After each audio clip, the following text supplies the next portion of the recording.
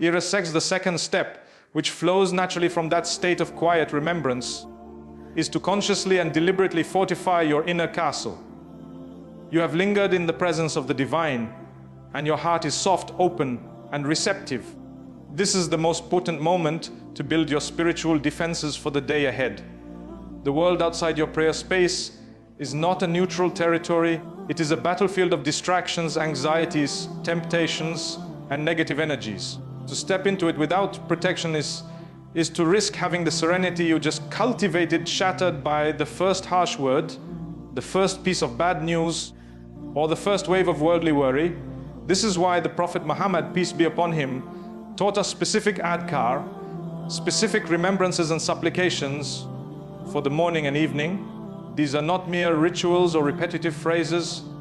They are your armor, your shield, and your strategic defense system given to us by the commander of the faithful himself.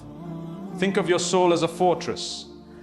The Fajr prayer was the raising of the main walls and the strengthening of the foundation. The general Dhikr you just performed was like stationing guards at the gates. Now, the morning adhkar are the specific, powerful reinforcements, the archers on the ramparts, the boiling oil ready for the cauldrons, the unbreakable locks on the doors. Each specific dua and dhikr prescribed for the morning seals a particular vulnerability. When you recite, Udu bi kalimat ilaha tamati min shari ma khalaq, I seek refuge in the perfect words of Allah from the evil of what He has created, you are placing a divine, impenetrable barrier between yourself and the unseen evils of the world. The negative energies, the jealous eyes, the whispers of the shayateen. This is not a superstition, it is a spiritual law, as real as the law of gravity. You are invoking the protection of the one whose words are perfect and complete, creating a force field around your iman and your well-being. Then consider the profound power of Ayat al-Kursi. When you recite this after Fajr, you are not just reading a verse, you are erecting a throne in your heart. The verse itself describes how His Kursi extends over the heavens and the earth, and by reciting it, you are inviting that all-encompassing divine authority to preside over your own personal domain. You are declaring that the affairs of your day, your health, your family, your sustenance are all under this majestic dominion. A caller to Allah once described it as placing your entire life under a divine canopy. Nothing can touch you except by His permission, and whatever comes to you by His permission is ultimately for your good, even if you cannot see it at the moment. This knowledge alone is the ultimate antidote to anxiety.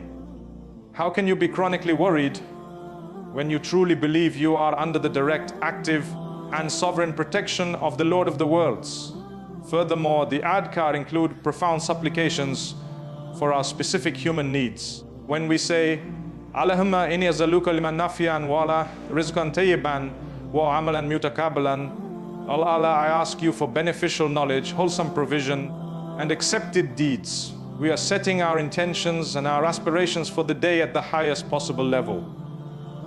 We are not just asking for any knowledge, but for knowledge that will benefit us and others in this life and the next. We are not asking for just any income, but for provision that is pure, lawful, and blessed, that which brings no spiritual harm in its wake. We are not asking for any actions, but for deeds that are sincerely for His sake and accepted by Him. This single duga, recited with presence of heart after Fajr, programs your entire day. It makes you conscious of the sources of your knowledge, the nature of your work and income, and the sincerity behind your actions. It turns mundane tasks into acts of worship and elevates your daily pursuits into a form of divine service. This practice of reciting the morning adhkar is also an act of the highest form of reliance. Tawakkul. It is the perfect balance between effort and trust. You are not just passively hoping for a good day, you are actively taking the means of protection that Allah Himself has prescribed. You are doing your part to secure your fortress, and in doing so, you earn the right to then truly trust in Allah's protection over what you cannot control. It is like locking your car doors at night. You take the practical step, and then you have peace of mind, trusting in Allah's decree. The adhkar are the locking of your spiritual doors. This process transforms fear into faith.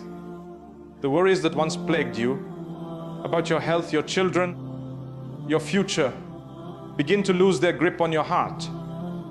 You have handed over the keys to the only one who truly has control.